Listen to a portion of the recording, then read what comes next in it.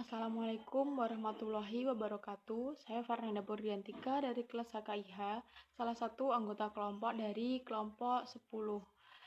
Kami akan memberikan video tentang inti-inti dari materi makalah kelompok kami. Yang pertama yaitu tentang tokoh-tokoh pemikiran Islam yang ada di dunia dan di Indonesia.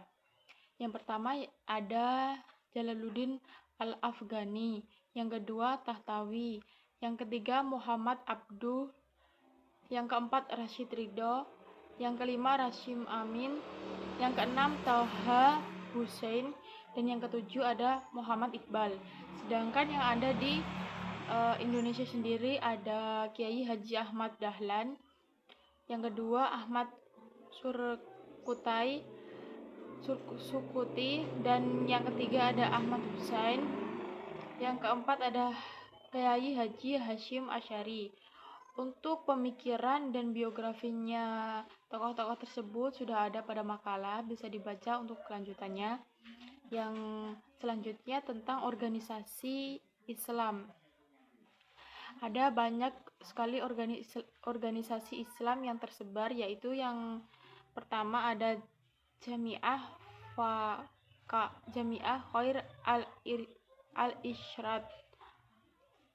Irsyad. Yang kedua ada Mathul Anwar. Yang ketiga ada Sarekat Islam atau biasa yang disebut dengan SI. Yang keempat ada Perserikatan Ulama. Yang kelima ada Muhammadiyah. Yang keenam ada Al-Islal wa Al-Isyad. Yang ketujuh ada Sumatera Tawalib. Yang kedelapan ada Nahdlatul Ulama atau biasa disebut dengan NU. Yang kesembilan ada Persatuan Islam atau biasa disebut dengan Persis. Yang ke-10 ada Persatuan Tarbiyah Islam atau biasa disebut dengan Perti. Yang ke-12 ada Ahmadiyah. Yang ke-12 Jamiah Al-Wasliyah. Yang ke-13 ada Nahdlatul Wathon atau biasa disebut dengan NW. Yang ke-14 Majelis Islam Al-A'la Indonesia atau biasa disebut dengan MIAI. Yang ke-15 ada Masyumi. Yang ke-16 ada Organisasi Pelajar Mahasiswa dan Kepemudaan Islam yang biasa ada pada organisasi-organisasi yang ada di kampus atau PMII untuk yang saya ketahui saat ini. Dan untuk penjelasan selanjutnya akan dilanjutkan kami selanjutnya. Sekian penjelasan dari saya. Terima kasih. Wassalamualaikum warahmatullahi wabarakatuh. Assalamualaikum warahmatullahi wabarakatuh. Saya Ilham Khairul. Saya akan meneruskan presentasi dari Pak Fernanda tentang human rights dan gender. Penafsiran yang kurang tepat terhadap suatu fenomena sosial adalah suatu hal yang wajar, karena ini merangsang suatu wacana baru yang debatable. Selama penafsiran itu tidak membawa kepada pereduksian hak asasi manusia terhadap penafsiran mana.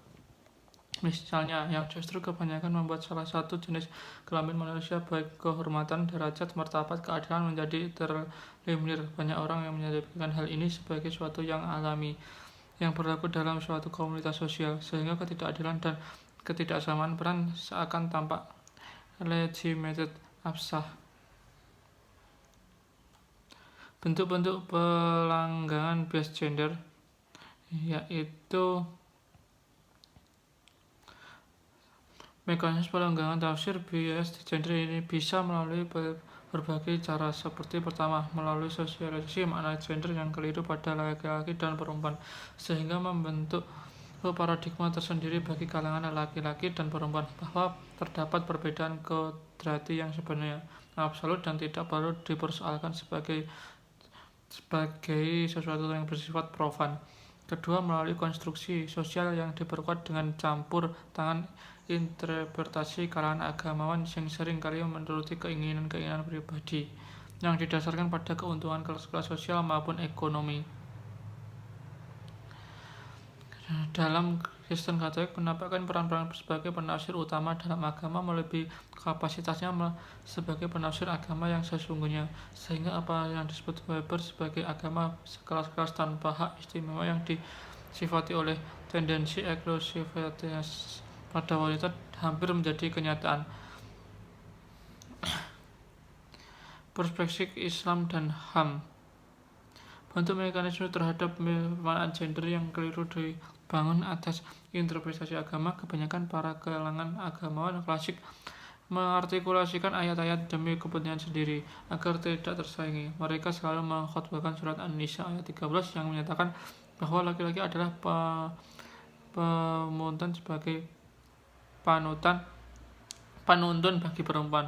Terkesan penafsiran seperti ini dipolitisir demi melanggengkan apa yang disebut oleh Khairul Syakh sebagai wujud androgenisme, yaitu dominasi laki-laki dalam ilmu pengetahuan dan riset.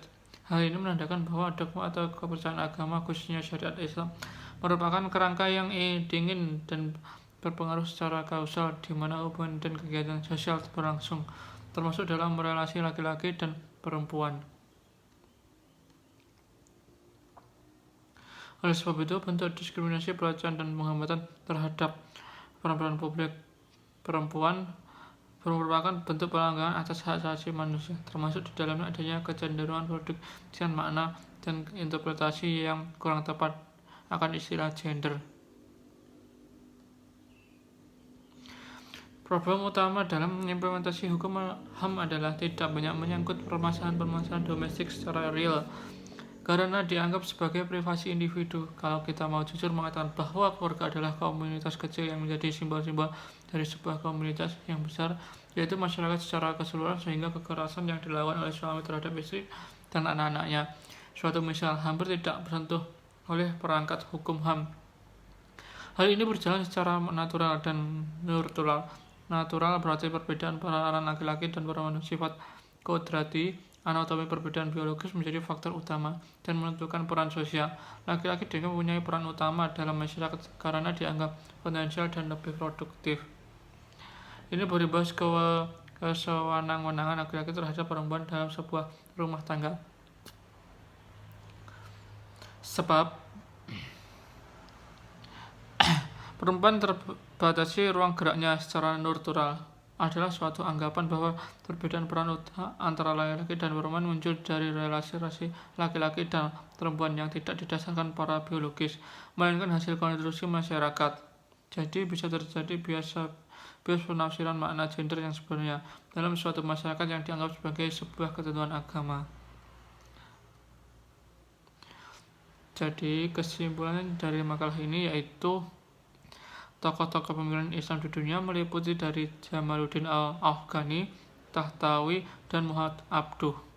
Dan tokoh Islam di Indonesia meliputi Kiai Ahmad Dahlan Malampui Abduh, Ahmad Syurkati, dan Ahmad Hasan, dan Kiai Hashim Asy'ari menjaga tradisi pesantren.